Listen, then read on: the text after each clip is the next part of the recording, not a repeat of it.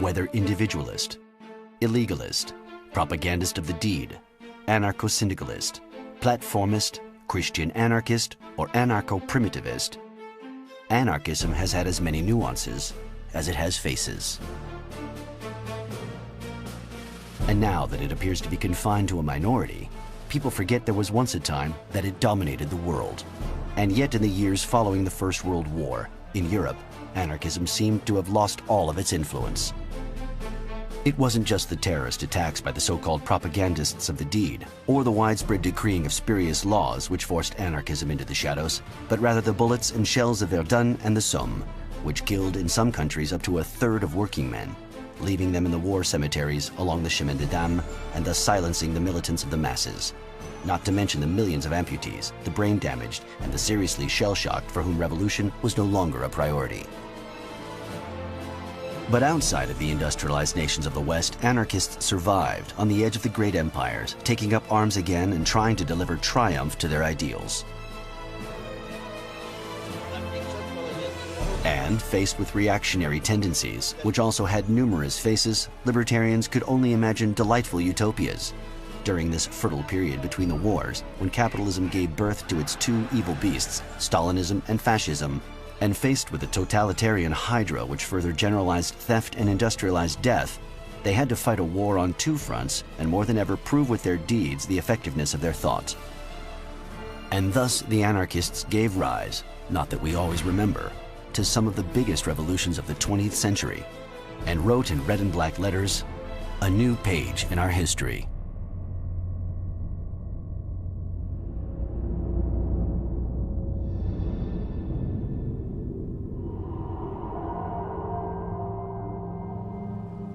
For 50 years, on the continent of America, anarchists formed the backbone of social action. They were members of the Industrial Workers of the World, which spread its wings from Canada to Australia. They fought alongside FORA, the huge Argentine Workers' Federation. In Bolivia, they gave FOI a red and black flag as its emblem. In Chile, they organized mass demonstrations, and among the ranks of FORU, in Uruguay, they led shows of strength on the streets of Montevideo.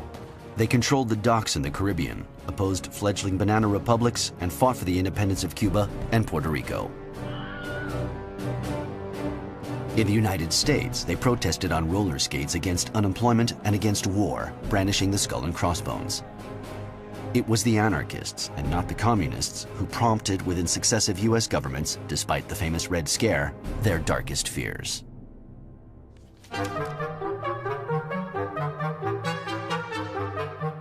In 1917, during yet another witch hunt, mass roundups were organized. Thousands of foreign anarchists were arrested as a prevention, held in prisons, and finally deported on the Buford, ever so subtly nicknamed the Soviet Ark. And as the land of liberty feared libertarians more than anything else, propaganda was spread against a backdrop of ragtime, smiles, and cartoons. Cartoons that amalgamated anarchist and Bolshevik vermin, assimilating them to rats that needed exterminating. Cartoons made by a joyous captain of industry who would end up showing his affection for the Nazi Party. Il faut savoir que les États-Unis sont un pays où The United States is a country where the war against trade unions and other workers' movements was of an unparalleled brutality in the Western world, a brutality often enforced by the powers that be, aided by the mafia. Sounds unbelievable, but it's true. The government worked with the mafia to break the trade unions and the workers' movements. There was a very strong repression in the United States, notably against Italian immigrant anarchists, who mainly adhered to the so-called anti-organizational tendencies. They were partisans who were in favor of expropriations, armed robberies, and so on. So the authorities took advantage of this situation to criminalize these activists. And Sacco and Vanzetti would pay the ultimate price.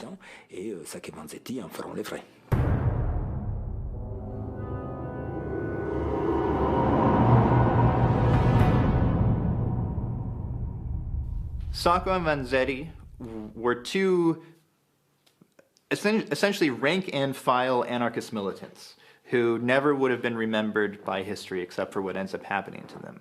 They are two followers of Luigi Galleani, the militant anarchist who promoted Propaganda by the Deed, who was also opposed to syndicalism, thought that unions were dangerous because they tended to be hierarchical, tended to be bureaucratic, and that he worried they would become barriers between workers and their goals. So he opposed unions as the vehicle to create revolution.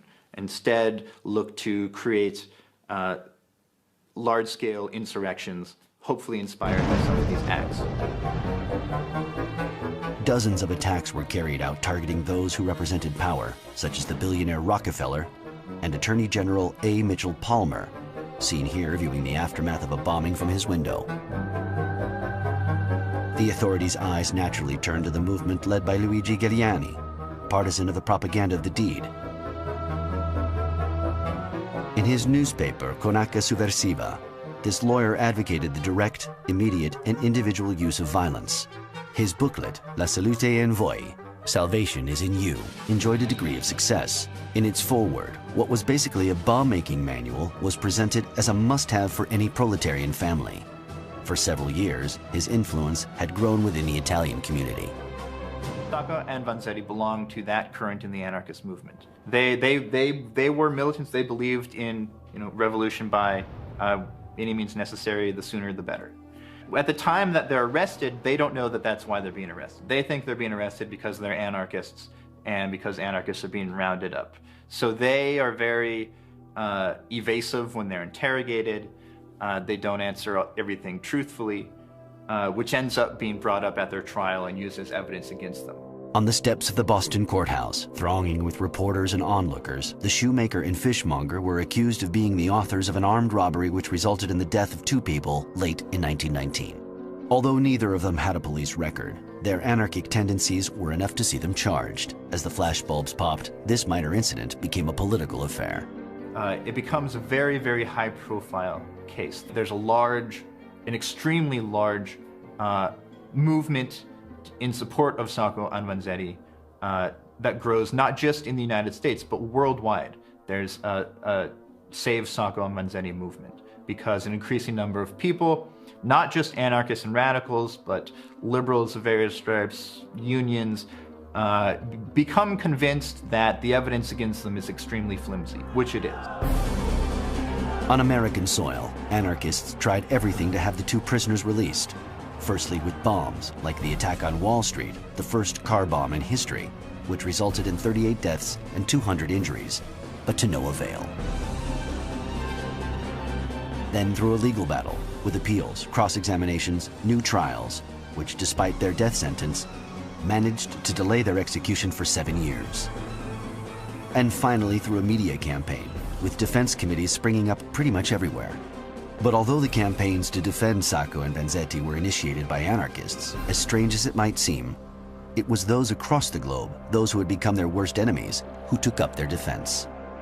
It's of course ironic because the communists adopted their cause, but the communists, of course, at the same time were executing and imprisoning anarchists in the Soviet Union.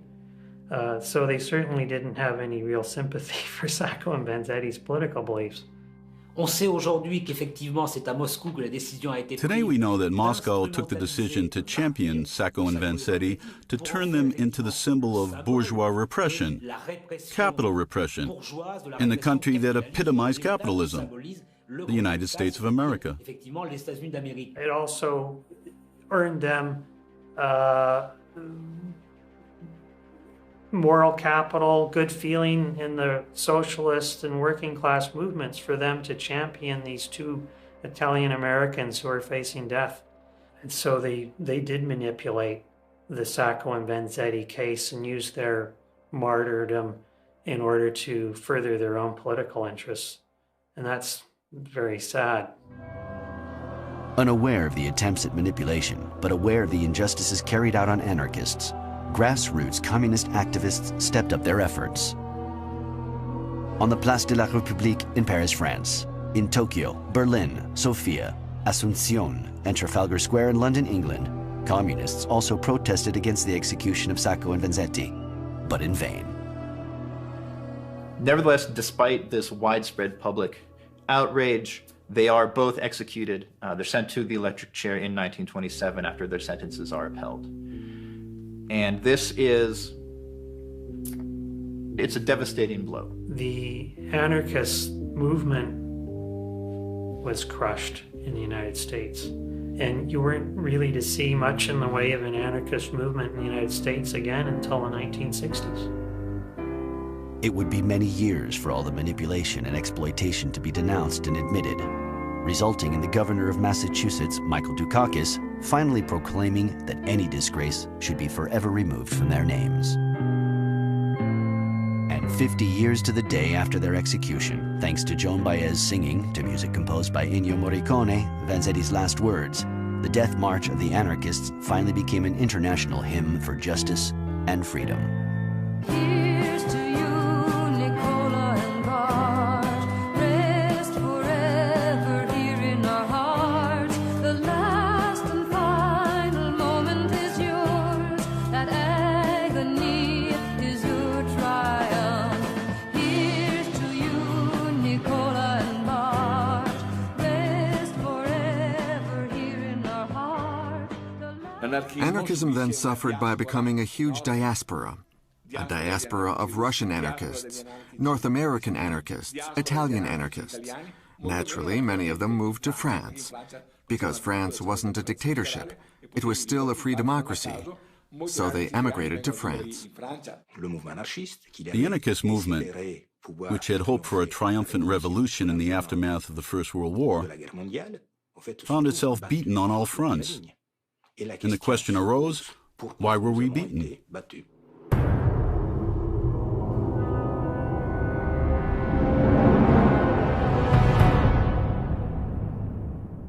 In the Roaring '20s, Paris became the center of the world once more. Montparnasse took over the artistic baton from Montmartre. In the tinted light of the first neons at the Brasserie La Rotonde, Le Dôme, et Le Select, following in the footsteps of Courbet, Pissarro, and Seurat, artists were inspired by libertarian thought.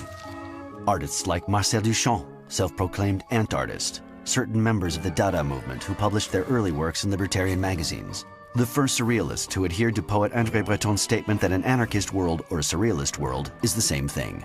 The Russian émigré painters seeking refuge in Paris, British and American authors, and those who remain unclassifiable, like Léo Mellet, Jean Dubuffet, Jean Vigo, and Jean Cocteau. Anarchism swept through the arts with its wind of freedom and rebellion. But far from the velvet-covered cafe benches, soon after the armistice, the workers' movement, with its 1.5 million dead and 4 million war-wounded, paid dearly for the folly of a few men, and in the patriotic headlines that followed victory, workers gradually turned their backs on anarchism. There was a real break, a cultural break, which resulted from society having been totally militarized for 4 years. That did not favor the growth of anarchism, and I don't think it was down to chance that the form the Workers' Party took after World War I was Bolshevism. Bolshevism had a hierarchical structure very similar to that of the factory and the army. In the 1920s, despite the massive strikes led by revolutionary socialists, French society and the workers' movement began yielding, slowly but surely, to new tendencies. By founding the French Communist Party after the Tours Congress, Marxist-Leninists, strengthened by the seizing of power by the Bolshevik Party in Russia and the creation of the Comintern, began to attract the proletariat. The communists gained ground on the anarchists, took over their structures, and appropriated their martyrs and symbols, like the Internationale, which, after the removal of a few bothersome lines, became the Soviet hymn. The struggle, led by Leninists across the globe, also claimed its victims. 2 anarchists were killed in violent street fights over the control of the trade union headquarters. But as if that weren't enough, in the post-war years, anarchists saw a new threat rise up. For to mislead workers even more, to fascinate the working class, and to reassure the lower middle class, capitalism decided to wear its most spectacular mask yet: fascism. The fascists had fought in the war and had learned the most evil lesson of war, which is violence. But unlike the violence of the revolutionary left, fascist violence was more professional. The fascists had learned during the war that violence needed to be extremely well organized. The expansion of the fascist movement through violence was accompanied by an attempt to appropriate the symbols of anarchism. Such was the case of Action Française, presided over by Charles Maurras. It created the Proudhon Circle, a political think tank named after the founder of anarchism, so as to attract workers into its fold. It would become the cradle of French fascism. Or like Benito Mussolini, a former teacher and journalist who founded the Italian National Fascist Party and dressed his young militiamen in the black shirts of the anarchist movement. This son of a socialist revolutionary had even frequented leading figures of the anarchist movement, such as Leda Raffanelli, the Italian activist who converted to Islam, with whom he had a brief relationship as a young man. And it was probably this which gave rise to the legend that Il Duce himself had been an anarchist before World War I. There's a wonderful anecdote which gives us an idea of Malatesta's intuition. In 1913, Malatesta returned to Italy and visited Milan, where he met with Mussolini for an hour. At the end, they said goodbye, and a friend of Malatesta asked him, "So what do you make of Mussolini?" Malatesta replied, "He's not a socialist, and even less an anarchist. He's a revolutionary who will clear lots of paths." Indeed, it's true that Mussolini had translated Kropotkin's The Great French Revolution into Italian, but he had never been an anarchist. Never. And after Malatesta, anarchists were convinced that they would need to fight against the new European despots with violence, and they alone would fight against the threat with weapons. Like in Italy, where Michele Schiro, Angelo Spadolotto, and Anteo Zamboni, who would end up being lynched by a mob, plotted their own assassination attempts against Mussolini. In Spain, fascist dictator Primo de Rivera was the target, while in France, the heroic Germain Bertin shot down the chief editor of Action Française's newspaper. And in the United States, which had installed a genuinely apartheid regime, only the libertarians of the IWW dared stand up to the racist militia of the Ku Klux Klan. And let's not forget that in Germany, the anarchist Marinus van der Lubbe set fire to the Reichstag because it had become the antechamber of Hitlerism. But for the majority in the movement, individual response was no longer adapted, and it was during the debates held by the first anti-fascist fronts that they advocated what was for them the only possible response to the threat. Among the anti-fascist fronts, it became a question of a lesser evil. If the principal evil was fascism, they would need to unite to fight fascism, and once fascism had been defeated, they would fight amongst each other, but dialectically, about the different ways to organize society.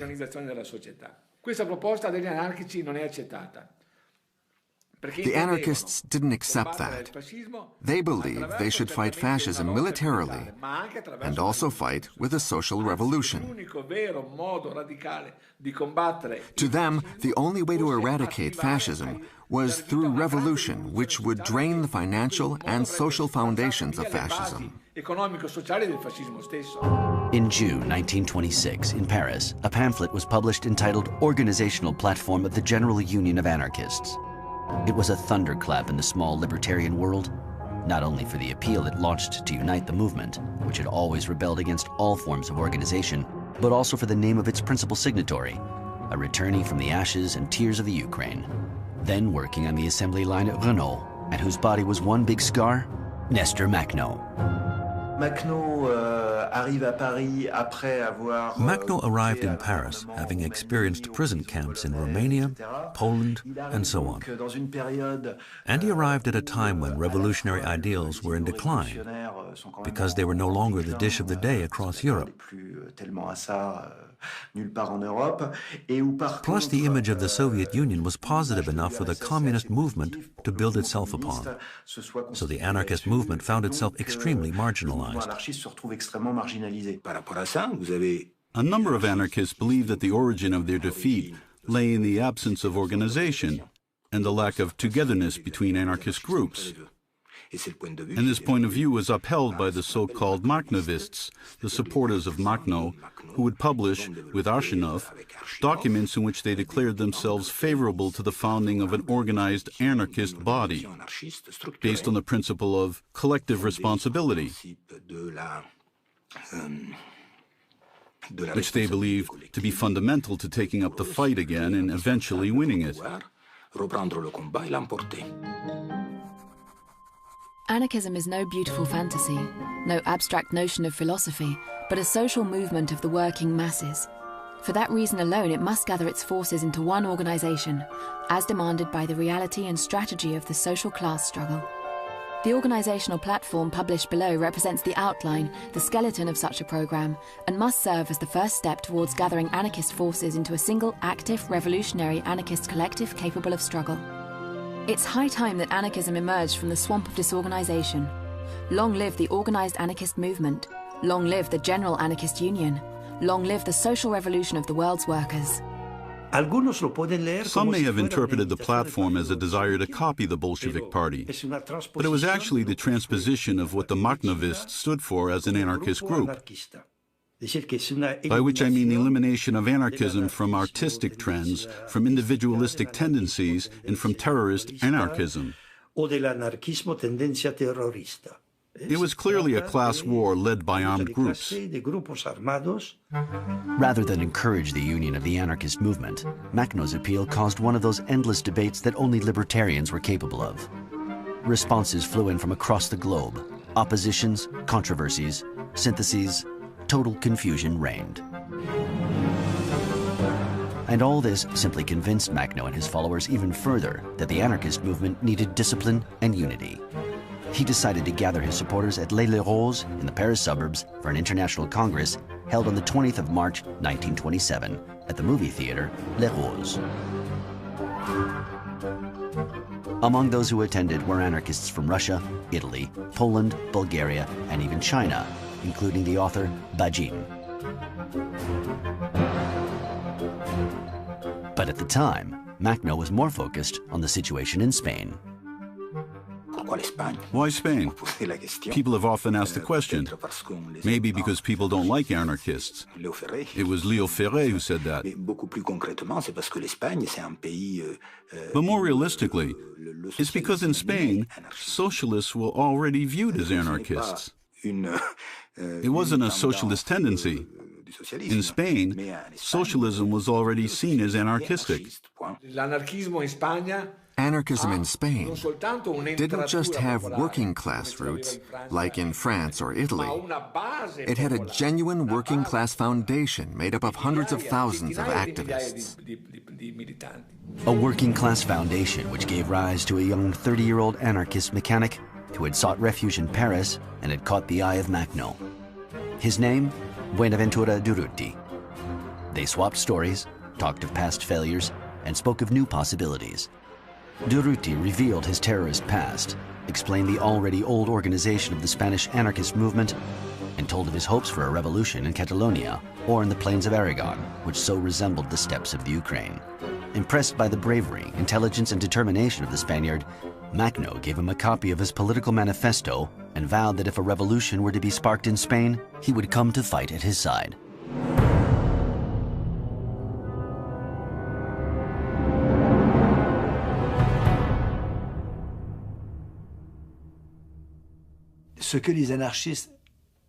What the anarchists represented and aspired to was a very lofty ideal that would take a lot of preparation. In Spain, they had been preparing for 70 to 80 years for the Spanish Civil War. So when revolution hit Spain, people were ready, because they had been preparing a long time for it.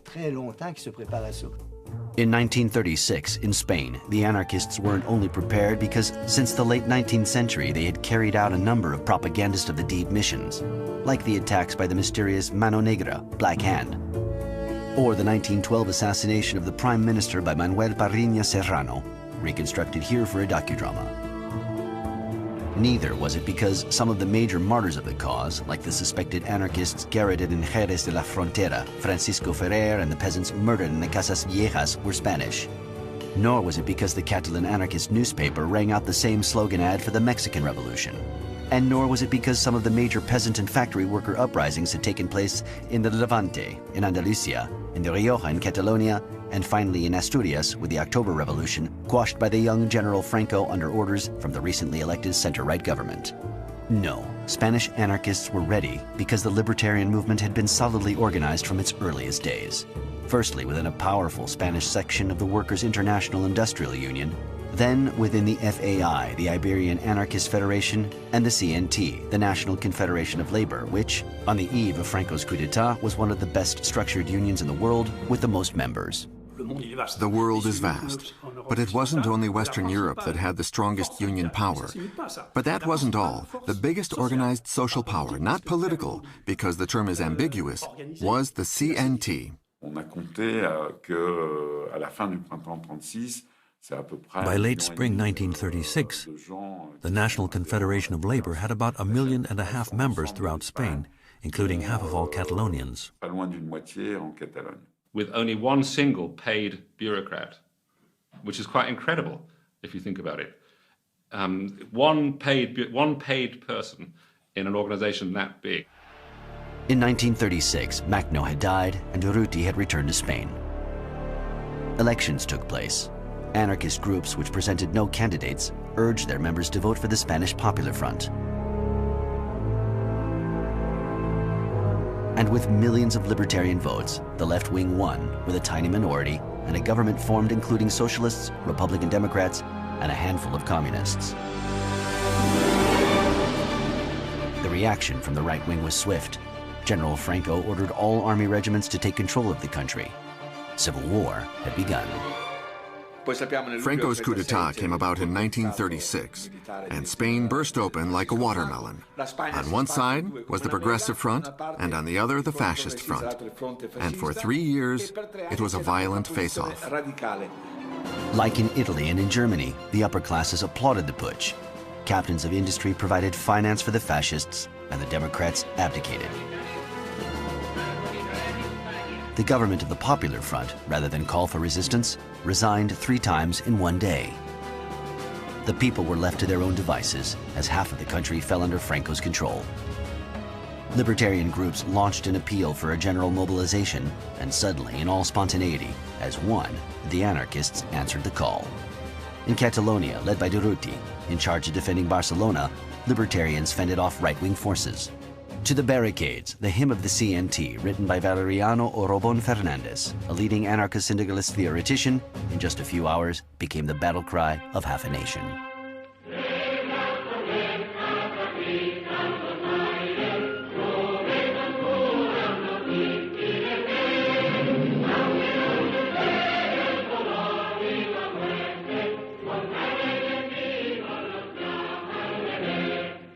Columns formed. Durruti was appointed delegated commander of a militia made up of volunteer freedom fighters. The column, with 3,000 men and women divided into several centuries, named after significant martyrs such as Sacco and Vanzetti, the Durruti column, along with the red and black column, marched on Saragossa, then converged one Aragon to confront the fascist armies. Inspired by the Macnovists, Durruti and his troops fought a war and led a revolution.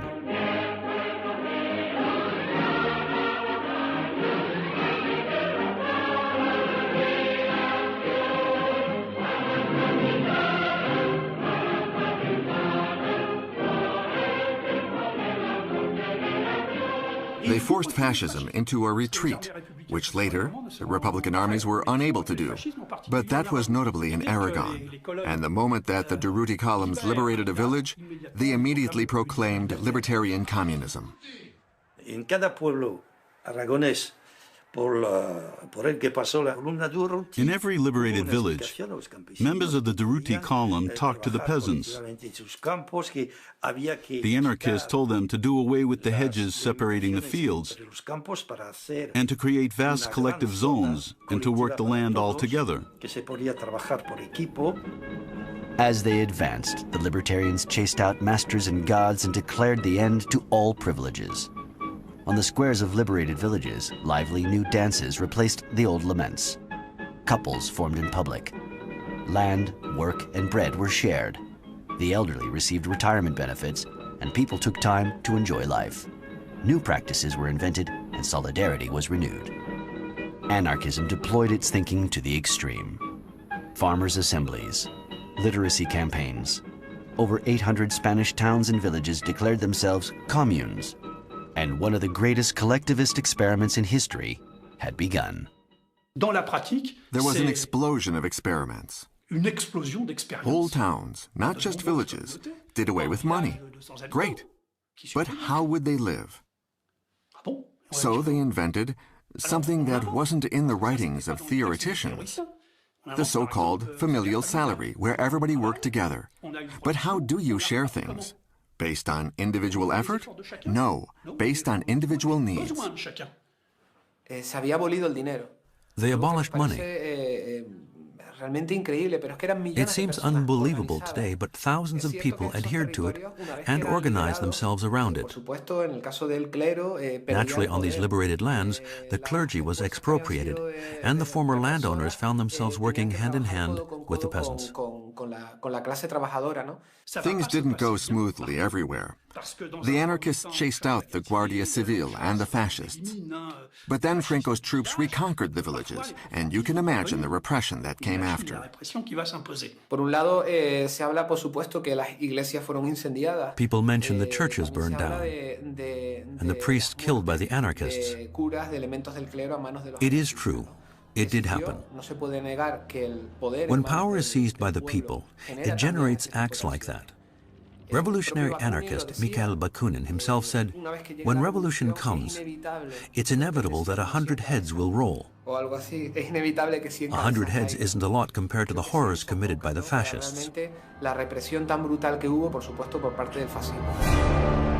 With almost unlimited material sent by Henry Ford and the support of Italian troops and the infamous German Condor Legion, Franco and his followers launched a campaign of social and ideological cleansing.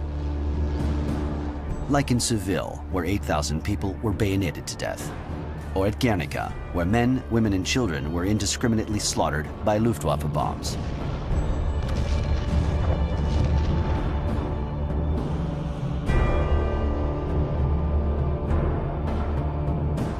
Despite widespread fears, the request for arms made by the libertarians to Western democracies went unanswered. The anarchists could, however, count on the international solidarity of the movement which, in newspapers and conferences, appealed for supporters to join the ranks of the insurgents. The Frenchman Sébastien Faure, anarchist burglar Maurice Jacob, the Algerian Mohamed Say, the Argentinian Diego Abad de Santillán, the Belgian Louis Mercier Vega, the Russian Georges Sosenko, and political activist Simone Weil, who enrolled in the Durruti column, like Emma Goldman, who at 67 years old fought in Catalonia. From all around the world, men and women arrived in Spain to support the revolution, and with the first international brigades, the Abraham Lincoln Brigade made up of mostly IWW members, the Malatesta Battalion, nicknamed the Battalion of Death, and the Louise Michel Battalion from France, foreign revolutionaries, as they arrived, suddenly brought about a change. In their countries of origin, whether they were French, British, American, or Italians or Germans who were in Franco's camps, at no time had they ever encountered an anarchist movement on such a huge scale. George Orwell wrote a wonderful account. In Britain, he frequented not a communist milieu, but a Trotskyite milieu, and he came to Spain to fight. When he arrived in Barcelona, it was a big discovery for him. In Britain, he had no idea that the anarchists existed and even held the city. His account has a slightly odd title, Homage to Catalonia. In theory, it was perfect equality, and even in practice, it was not far from it. There is a sense in which it would be true to say that one was experiencing a foretaste of socialism, by which I mean that the prevailing mental atmosphere was that of socialism. Many of the normal motives of civilized life had simply ceased to exist. The ordinary class division of society had almost disappeared. There was no one there except the peasants and ourselves, and no one owned anyone else as his master. As the international brigades left to reinforce the anarchist columns on the front, to the rear, now aware of the key role that propaganda could play, the libertarians took over the film industry, and with the little money they had, shot newsreels of the fierce battles they were fighting in Aragon. But in this war of images, in which for the first time it was they who were doing the filming, the anarchists made sure to report on the scale and specifics of their revolution as CNT cameramen captured live footage of an insurgent capital. The first report on events in Barcelona was made by the CNT, the Union of Public Spectacle. They went out onto the streets to film what was happening at the barricades. We have some marvelous footage of a city in revolution. We don't have any of St. Petersburg or other places. But here we have footage that tells what a city in revolution is like.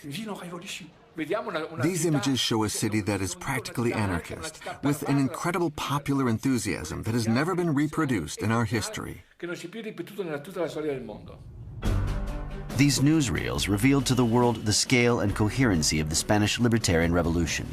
Amidst the remains of the barricades and the destroyed centers of power, documentary makers such as Félix Marquet captured each step in this great upheaval. Here, anarcho-syndicalism was working at full steam. All forms of bureaucracy, non-productive jobs, and the role of foreman were abolished. Major decisions were taken in councils, work was carried out in common, and production means recuperated by the collectivity. In Catalonia, far from the industrial heart of Spain, over 75% of companies were self-managed. Tramways, taxis and buses, hotels and restaurants, bakeries, fishing, foodstuffs, textiles, the leather and shoemaking industry. All these small businesses, like large companies, were now managed collectively with no fall in efficiency or production. The revolution even made inroads into culture, which suddenly became popular and social once more. Movies, classical music, opera and cabaret were managed directly by the actors, dancers, musicians, technicians and ushers, who were all members of the CNT. Emma Goldwyn, who was 67 when she arrived in Catalonia to support the revolution, wrote, "The collectivization of the industries and the land stand out as the greatest achievement of any revolutionary period. Your revolution will destroy forever the idea that the anarchist project means chaos. Moreover, if Franco should win and the Spanish anarchists be exterminated, the work they have started will continue to live." It means that anarchism can work, but on what condition? On the condition that the majority of people believe in libertarian principles. So it's possible to found a society without authority and without government, or with a minimum of authority and a minimum of government. The triumph of anarchism in Spain found a last but paradoxical expression on November 4th, 1936, when the Republicans decided to form in Madrid a new government of victory. So as to rally the different anti-fascist groups against the Franco forces for the first time in history, 4 libertarians became ministers. On the one hand, their presence was in order to reinforce the government, but it was also a way for the anarchist militia to obtain arms. So it was give and take. But they were ministers with no real importance. They entered government with a strategic aim. They did it to have some control over the government, to prevent the government carrying out anti-anarchist acts.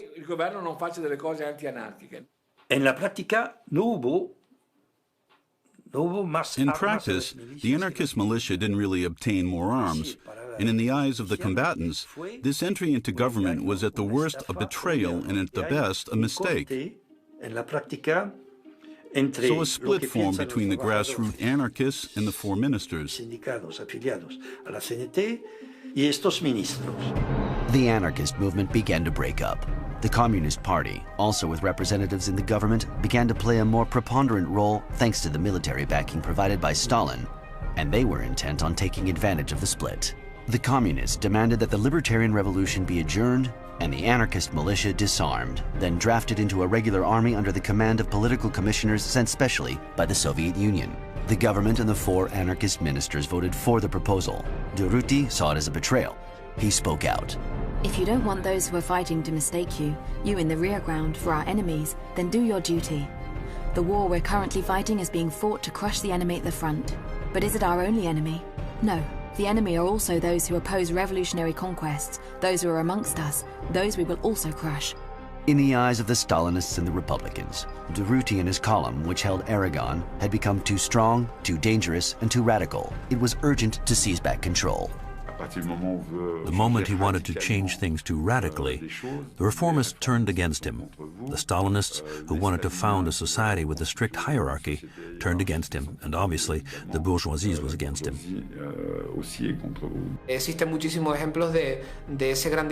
And it was at that moment that the Republicans were caught in a dilemma, and many of them began saying, "We prefer fascist order to anarchy."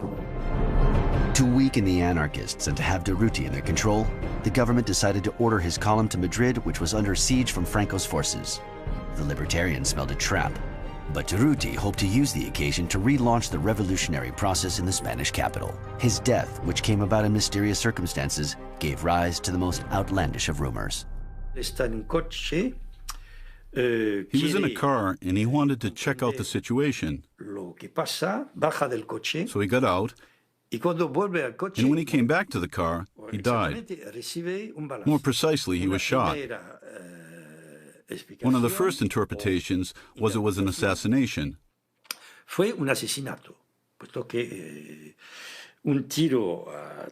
A shot like that from close range can only be an assassination. And this rumor was immediately spread by Franco's camp in order to say that the Republicans had started killing each other. This theory was then taken up by the communists, who said that the anarchists were just a disorganized bunch of petits bourgeois who were killing each other. But I think it was an accident. In the car was a soldier holding a rifle. On a lot of rifles back then, the safety catch didn't work very well. And as Durruti got in, he took a bullet. During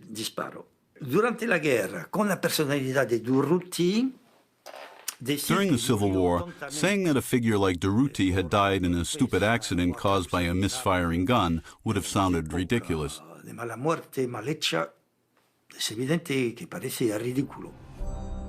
Still today, the circumstances of Durruti's death remain unclear. His body was transported across the country to Barcelona. A cortege of over 500,000 people made its way to the Montjuic cemetery where he was buried. It was the last large-scale public show of force made by the anarchists during the Spanish Civil War. Durruti was an icon. And without Durruti, anarchism had lost its figurehead. Anarchism is a political theory which advocates the destruction of power. It's not a strategy for political conquest. Communism, on the other hand, is.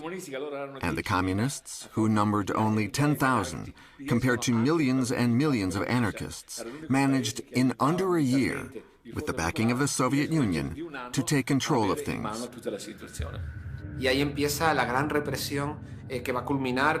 And that's when the Great Repression started, which would culminate in the events of May 1937 and the violent clashes in which the Libertarian Revolution was crushed. It was during what anarchist historians call the May Days of '37, part of which is featured in the movie Land and Freedom by Ken Loach, that the revolution was crushed. It began with the Battle of Telefonica. Since the beginning of the revolution, the anarchists had controlled Barcelona's telephone central. The Republicans, allied with the Stalinists, were determined to oust them. The fuse was lit. The people of Barcelona raised barricades. Despite calls for calm from the anarchist ministers, they faced off like at Kronstadt 15 years earlier. Only this time alongside the Trotskyists of the Workers' Party of Marxist Unification, practically unarmed against 3,000 fully equipped and highly trained assault guards. The clashes lasted all week. Remember that Franco's putsch in Barcelona had been put down in 2 days. But the fighting here, between the base and the government, lasted 7 days, with over 1,000 dead and hundreds wounded. After the defeat of the anarchists during the May Days of '37 and the ensuing repression, the gates of Barcelona were open to the fascists. The Republican and Stalinist government could now step up counter-revolutionary measures in the small territory still under its control. On May 25th, the Anarchist Federation was excluded from the People's Court. On June 6th, governmental decree made all rural collectives illegal. In early August, the Regional Council for the Defense of Aragon was definitively disbanded. At the end of August, criticism of the Soviet Union was officially banned. On January 6, 1938, the government prohibited by decree the issuing of money by the committees. And later in 1938, the government annulled all that remained of the collectives and reinstated all rights to wealthy landowners. The Spanish Libertarian Revolution had been quashed, and in Moscow, Pravda declared in its editorial, "The cleansing of anarchists has been completed with the same gusto as in the Soviet Union." The Spanish Civil War ended on April 1st, 1939. Many anarchists were interred in concentration camps, but many of them also faced the firing squad. It's unbelievable when you compare the number of CNT and Anarchist Federation members just before the Spanish Social Revolution with the number that remained just after the fascist victory. People might think this was the result of fascist repression, but in fact, it was mainly repression by the Republican government in line with the wishes of the Stalinists. And all historians confirm this.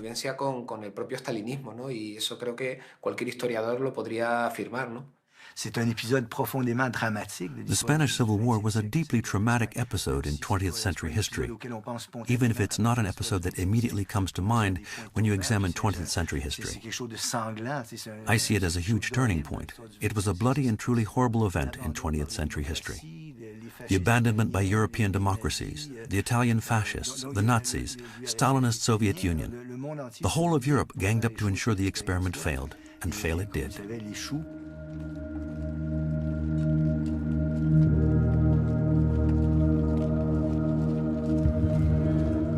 As they crossed the Pyrenees amongst the thousands of refugees heading into exile, those who had survived the war continued to ask themselves why they had lost and where and when they could resume the fight. The situation of the anarchists after the First World War was extremely difficult. But after the failure of the Spanish Revolution, it was catastrophic. What option did they have left to them? To join up with the Bolsheviks? To convert to fascism? If they wanted to keep up the fight, what could they do? Join the French army to fight the Nazis? What else could they do to save their skins?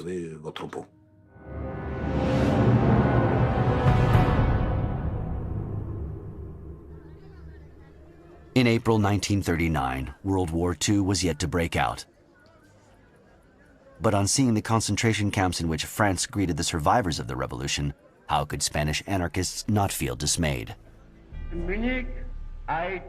Especially when French Prime Minister Edouard Daladier, who had already reimposed the 48-hour working week and signed the Munich Accords, decided to appoint as the first ambassador to Franco, Philippe Pétain, the most noble and most human of our military leaders, according to Léon Blum at the time.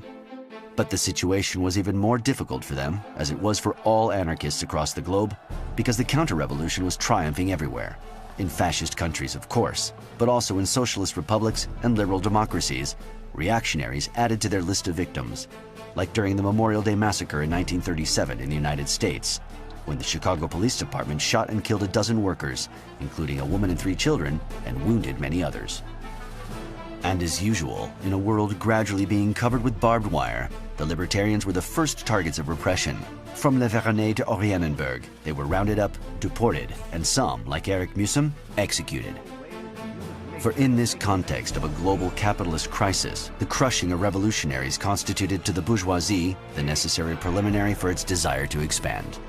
And imperialism as we know it in the past and in the present, while constantly uttering the word peace, had long been preparing for war. Spain, along with Abyssinia and Manchuria, was much more than a dress rehearsal for war.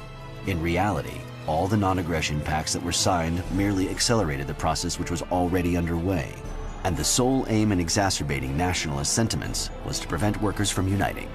So it was imperative to wipe from all memory all those men and women who had abolished the state, currency, and frontiers, and had tried with all their might and against all odds to build a better world.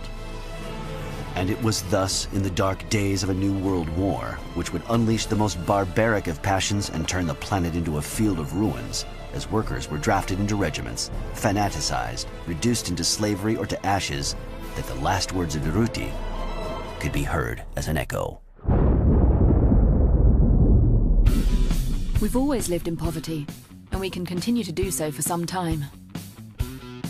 But don't forget that we, the workers, are the only generators of wealth. We operate the machines, we extract coal from the mines, we build the towns and cities, and we know that we will only deserve ruins because the bourgeoisie will try to destroy the world in the last instance of its history. But we have no fear of ruins because we carry a new world in our hearts.